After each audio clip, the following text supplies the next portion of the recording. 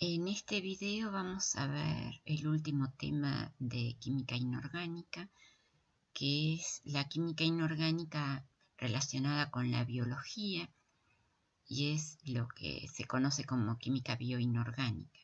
Tal vez hayan oído esta frase: nada es veneno, todo es veneno, la diferencia está en la dosis de Paracelso. La química bioinorgánica es una rama de la ciencia en la cual confluyen por un lado la inorgánica y por otro la biología y la bioquímica, y estudia las relaciones entre los elementos y los compuestos inorgánicos y los sistemas biológicos. Como todos ustedes saben y fuimos viendo también a lo largo del curso, todos los organismos vivos, todos nosotros vivimos rodeados de un entorno inorgánico, la corteza terrestre, la atmósfera, la hidrosfera. La aparición de la vida y cómo ha ido evolucionando han estado relacionadas con el uso eficiente de todos los elementos que hay en el entorno. A lo largo del curso vimos la abundancia de los elementos en la corteza terrestre y la abundancia en el cuerpo humano. Y vimos que la abundancia en los organismos vivos y en la corteza terrestre no coinciden, o sea, no emplea la naturaleza los elementos en el mismo orden en el que abundan en la corteza terrestre. Esto se debe, por un lado, a la accesibilidad de los elementos, porque vimos que hay algunos que están formando compuestos muy estables, y además tiene que ver con la utilidad que tienen los elementos. Esto también seguramente lo saben, pero la vida se ha originado en un medio acuoso. Se supone que la vida se ha originado en los océanos y que las reacciones catalizadas por metales que existían en estos océanos primitivos fueron importantes para el origen de la vida. En este gráfico vemos la abundancia de los iones metálicos en el mar y vemos en color rosado el mar primitivo, en el mar en los momentos en que se originó la vida, y en color azul la abundancia de los iones metálicos en el mar actualmente. Podemos observar que en el mar primitivo, como se sabe antes de la aparición de la atmósfera, con una gran cantidad de oxígeno, el ambiente era altamente reductor. Por eso en el mar primitivo hay una mayor abundancia del hierro 2, por ejemplo, y actualmente el ion que predomina es el hierro 3. Y podemos observar que la abundancia en el mar primitivo de algunos de los iones, de los metales, era menor que la que hay actualmente en el mar. En este gráfico vemos la abundancia de cationes libres en el citoplasma de las células. O sea, acá hay un esquema de una célula y el citoplasma es la solución acuosa que está encerrada dentro de la célula. Y podemos ver que en este gráfico del logaritmo de la abundancia de los cationes más 2 se parece bastante a la del mar primitivo. O sea, en el caso de los cationes 2 libres, vemos que el más abundante es el magnesio. Después sigue el calcio, tiene también bastante abundancia el manganeso más 2. Después sigue el hierro más 2. En el caso del cobre más 2, la abundancia es menor y después para el caso del zinc la abundancia es mayor. Acá comparamos las concentraciones de los iones del agua de mar y del plasma. Observamos que los iones más abundantes en el agua de mar y en el plasma son el anión cloruro y el catión sodio. Después también el catión magnesio es abundante tanto en el agua de mar como en el plasma. De la misma manera el catión potasio y el catión calcio. Y después vemos que en el caso del molibdato tiene en el agua de mar una concentración del orden micromolar y en el plasma también la concentración es micromolar. En el caso de los metales de la primera serie, la concentración en el agua de mar está entre 1 y 10 nanomolar, y en el caso del plasma es entre 2 y 20 micromolar. Entonces observamos que la abundancia de los metales en los organismos vivos en cierta medida guarda un paralelismo con la abundancia que tienen los metales en las aguas de mar primitivas. Cuando los organismos vivos pasaron de vivir en el mar a tierra firme, de alguna manera tuvieron que simular los fluidos que había en el medio oceánico para poder conquistar la tierra firme. En esta tabla periódica podemos ver cómo los elementos de la tabla periódica son constituyentes mayoritarios en color azul o constituyentes traza de los organismos vivos. Y podemos observar que los elementos, bueno, aparte del hidrógeno, los elementos del segundo, del tercer y del cuarto período tienen la mayoría un uso en los organismos vivos, salvo el litio, el berilio, los gases nobles, el aluminio, el bromo, el arsénico, el germanio, el galio, el titanio y el escandio. Todos los otros elementos son aprovechados por los organismos vivos. También hay algunos elementos que actualmente se usan en distintos compuestos porque tienen un efecto farmacológico, como por ejemplo el litio, la plata, el oro, el platino. Y bueno, hay algunos elementos que ya los hemos ido viendo a lo largo del curso que son tóxicos y hay otros que son tóxicos pero tienen alguna aplicación en diagnóstico. Vamos a ver después, más adelante, cuáles son. Y después, bueno, hay otros elementos que son radioactivos. Los elementos mayoritarios son entonces el hidrógeno, el carbono, nitrógeno, oxígeno, sodio, potasio, magnesio, calcio, fósforo, azufre y cloro. Y después hay algunos elementos que son elementos traza en microorganismos, en plantas o en animales, como el hierro, el zinc, el cobre, el cromo, el manganeso, el cobalto, el níquel, el vanadio, el boro, el silicio, el selenio, el flúor, el yodo y el molibdeno. Y después hay algunos elementos traza que posiblemente son esenciales para algunas especies. Esto es un tema que siempre se está investigando, así que hay que estar leyendo, si les interesa el tema, constantemente trabajos para ver qué investigaciones se están realizando. Algunos de estos elementos son, por ejemplo, el cadmio, el plomo, el litio y el arsénico. Además de los elementos entonces mayoritarios, hay algunos elementos que son esenciales.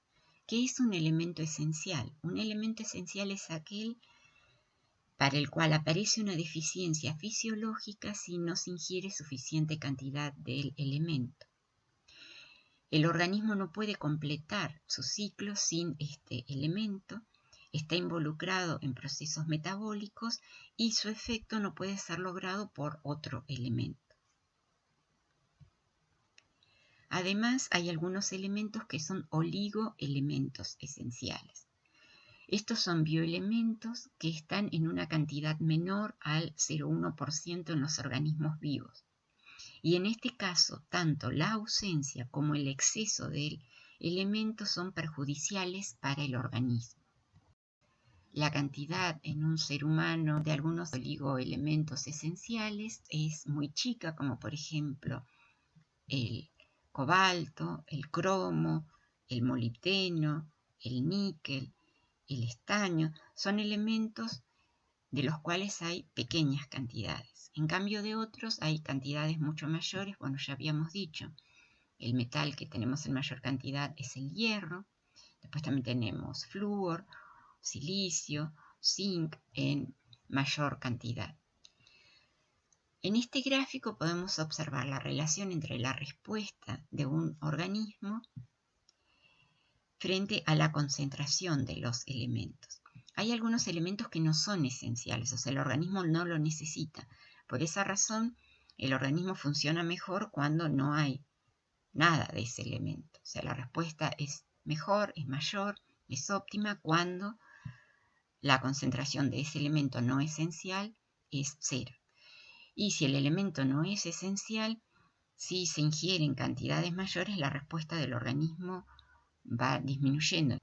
Hay algunos elementos que sí son esenciales y podemos observar que para este caso, cuando tenemos elementos esenciales, hay una curva. O sea, hay una zona en la cual la concentración del elemento es muy baja, después va aumentando y vemos que acá depende del elemento, el rango puede ser muy chico, puede ser muy grande, en el cual la respuesta es mayor y después comienza a disminuir. Entonces acá vemos que hay un rango que depende del elemento. Para el caso del cobre, la respuesta óptima requiere una concentración en un rango muy estrecho y en el caso del hierro el rango es mayor. Podemos observar ahora en detalle la relación entre la respuesta de un organismo vivo y la dosis del elemento esencial. Esto es lo que se conoce como el diagrama de Bertrand. Y es un tema que se suele tomar en los exámenes finales. Química bioinorgánica es un tema para el cual van a ser problemas, pero no va a entrar en las evaluaciones. Pero sí entra en los exámenes finales. En este diagrama podemos observar las dosis para dos elementos distintos, un elemento para el cual necesitamos una dosis menor, como por ejemplo el selenio, entonces la dosis está en microgramos por día, frente a otro elemento como el flúor que se necesita en mayor cantidad, entonces la dosis está en miligramos por día. Y vemos que este diagrama, entonces que tiene esta forma, lo podemos dividir en sectores. El primer sector es el sector de la supervivencia. Si se fijan, la respuesta del organismo es muy baja, es mínima. Y esto se da cuando la dosis del elemento es muy baja. Por ejemplo, si pensamos en el caso del hierro, que es seguramente el que les puede resultar más conocido, cuando una persona tiene, por cuestiones de salud, por ejemplo, porque tiene una anemia severa, por déficit de hierro, para poder vivir la persona necesita, por ejemplo, estar internada, que se le hagan transfusiones de sangre, que se le suministre oxígeno. Después hay otra situación que es la situación de deficiencia. En este caso ahora la respuesta podemos observar que es mucho mejor, pero no es todavía del 100%. En este caso es, por ejemplo, el caso de una anemia, que es bastante común y que hace que, por ejemplo, la persona esté cansada, pero pueda realizar sus tareas en forma normal. Después tenemos lo que se conoce como rango óptimo, que ya vimos que este rango depende del elemento. Para algunos elementos el rango es bastante estrecho. En este caso, el organismo funciona en condiciones óptimas. Pero en el caso del elemento esencial, que pasa también inclusive con el hierro, cuando se ingiere más hierro del necesario, se llega a una situación de toxicidad. En esta situación de toxicidad, la persona tiene ahora nuevamente una respuesta negativa. Y dependiendo del exceso ahora del elemento esencial, la respuesta puede llegar a ser muy baja, inclusive si la concentración es muy grande, puede llegar a producir la muerte del organismo, o sea, estar en esta zona de letalidad. Esta es entonces la relación entre la respuesta y la dosis de un elemento esencial. Por lo tanto, para que un organismo funcione normalmente, siempre hay que considerar que hay un balance y un equilibrio entre los elementos esenciales. Piensen que este diagrama es para cada uno de los elementos. Vamos a ver ahora cuál es el efecto que produce el exceso de algunos elementos. En el caso del hierro, por inhalación de polvo de hierro se puede producir siderosis, que es una fibrosis pulmonar, Esta es una enfermedad ocupacional. Y también se puede producir hemocromatosis, que es una enfermedad de origen genético. El exceso de cobalto o de níquel produce problemas cardíacos. El exceso de cobre produce una enfermedad genética que es la enfermedad de Wilson. En el caso del exceso de silicio, se produce silicosis, que es una enfermedad pulmonar que generalmente también está asociado a problemas laborales. El exceso de manganeso produce desórdenes psíquicos y el exceso de flúor produce fluorosis. En el caso de la deficiencia, por ejemplo, de vanadio o de níquel, puede producir retardos en el crecimiento y problemas de reproducción. El déficit de cromo produce problemas de tolerancia a la glucosa, opacidad en la córnea o aumento de lípidos en el suero. El exceso de manganeso produce defectos en la estructura ósea y la deficiencia de cobalto produce anemias, anorexia y retardo en el crecimiento. El déficit de hierro produce anemias, el déficit de zinc, anorexia, hipogonadismo, retardos en el crecimiento, dermatitis, depresión de la respuesta inmune. La deficiencia de molibdeno puede producir retardos en el crecimiento y queratización deficiente. La deficiencia de magnesio puede producir problemas cardíacos y la deficiencia de flúor puede producir un aumento en las caries dentales. La deficiencia de yodo puede producir bocio o el cretinismo, que es una discapacidad intelectual. El silicio puede producir retardo del crecimiento o anomalías óseas. El arsénico puede producir retardos en el crecimiento y problemas en la reproducción. Y la deficiencia de selenio puede producir la enfermedad de Creshan, que es una anomalía en el miocardio que se observó era la causa de muertes de niños en China. Y acá les dejo un artículo para que lean acerca de los problemas que produce la deficiencia de yodo.